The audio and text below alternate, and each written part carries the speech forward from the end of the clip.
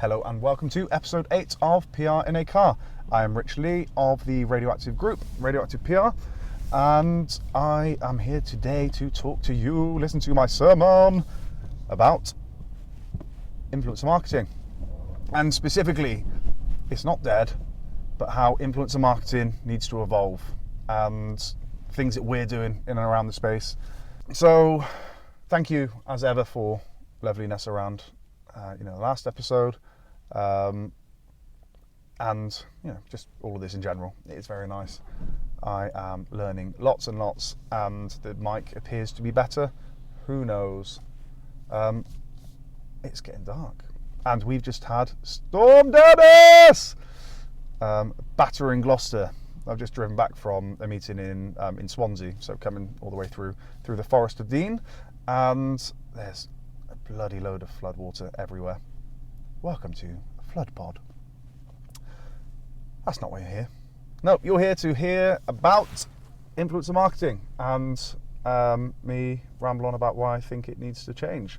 So 5 months ago, I started a company called Radioactive Talent, and we've done a handful of different things over the time. There's me and one other person on it.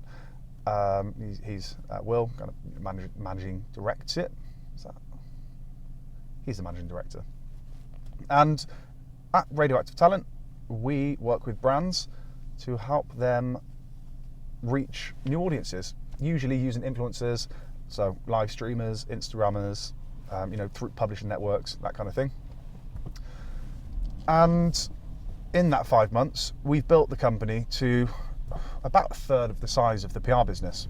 And bear in mind, the PR business is 5 years old and has many more people in it than talent. And that's exciting, high margin stuff, kind of proved the need for it. And the reason that I did it was I would sit down with clients and they would talk to me about what they're doing from an influencer marketing perspective. And they'd say, should we just, we've got this budget, like whatever it is, 10 grand, let's say. We've got 10 grand.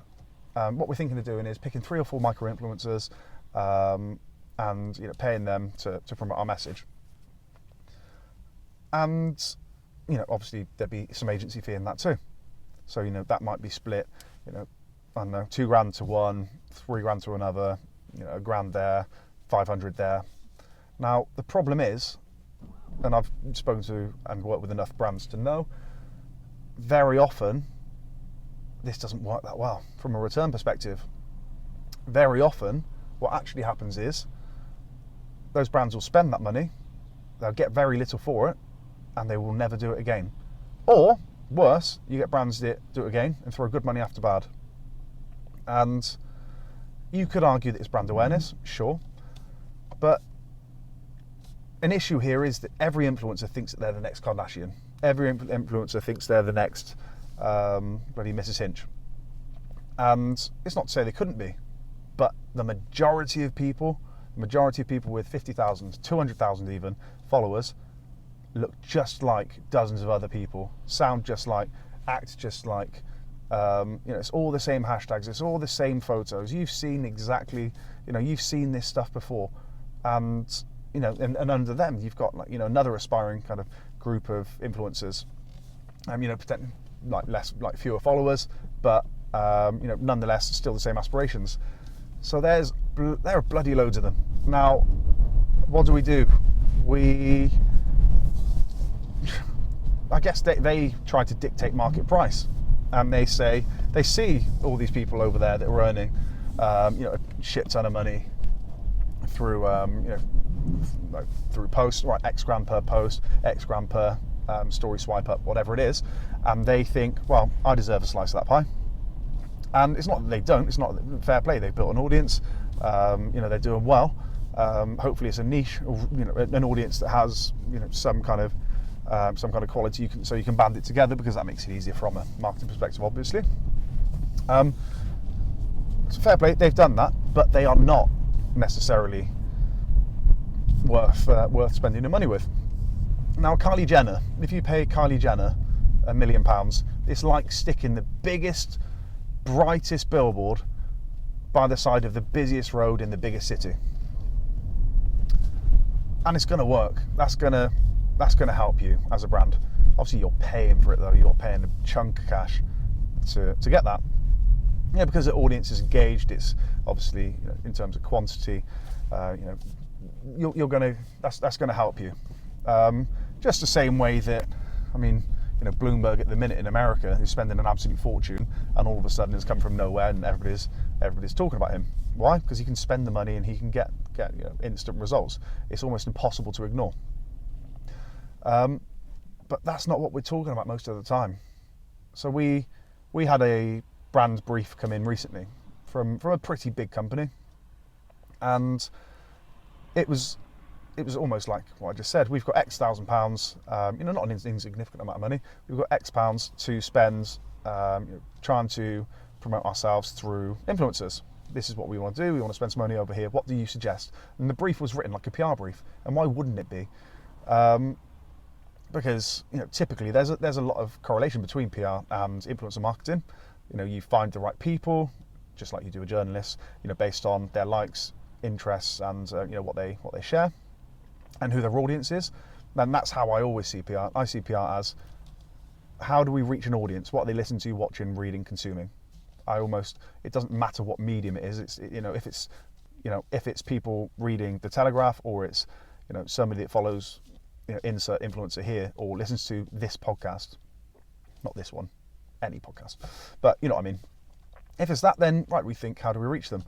So this particular brief came in, and it was written like a PR brief, as I said, but I responded to it in a way that, I genuinely afterwards thought, I've not just gone back with a PR solution, I've gone back with a solution that actually works.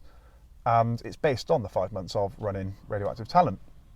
And what we've said is exactly what I've just said in this podcast. Everybody thinks they're worth X. In the nicest way, it's a kindness to show them what their true audience value is. And we do that by saying, okay, if you earn, we earn. If we earn, the brand earns. And it's all performance based. So you'll share messaging and creative, and aim to incentivize your audience to to click through, to sign up, to buy, to opt in, to download, whatever it is. And we've agreed previously with the brands, and we're working with some pretty big brands now on this side. None of which have ever said no to working on it, because it works. It's literally win-win, in the sense of, if they don't earn, we don't earn, publisher doesn't earn, influencer doesn't earn, etc. Then we just say, right, influencer, we know what we're getting paid, and we'll pay them a percentage out of that. And it's just straight affiliate marketing, but it's affiliate marketing with PR on top, with an understanding of an audience, with an understanding of, this is the best way to reach them and get what we want from the brand. That is, in effect, what we're doing, and it is working an absolute treat. I don't know what's wrong with my throat. So, yeah, we basically say, hey, influencer, we're not going to pay you $5,000. We'll pay you X pounds per action, and it's so trackable, incredibly measurable. So brand loves it. We can demonstrate to the influencer. They're essentially a publisher. They're not an advertiser anymore. They're a publisher, and everything's kind of within ASA guidelines. We say, we'll pay you X. Now, there's a possibility, and it happens very often, where they'll earn more than they would have earned if it was just a post. And if you don't want to do this, then is your audience worth anything? Is this you being scared to actually look into whether or not your audience is worth something? And the brand will come back. That is the important thing here. That if you do a good job, and your audience is an engaged audience, and we get them from A to B. B is generally put their hand in their pocket and get their card out. If we can do that, then the brand's going to come back again. Unlike right now, which is where I sit down with marketing directors and they say, oh, we tried that, didn't work, don't want to put any more money into it.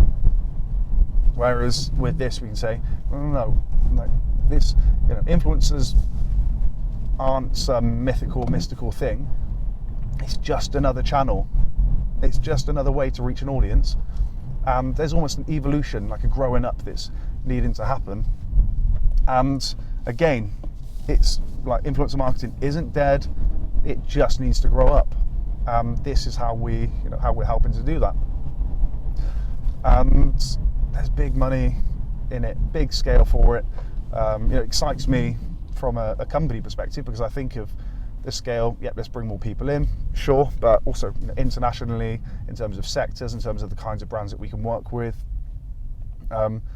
There's just a lot to be excited about. There was obviously the news in the last week or two, looking at, I forget who it was by now,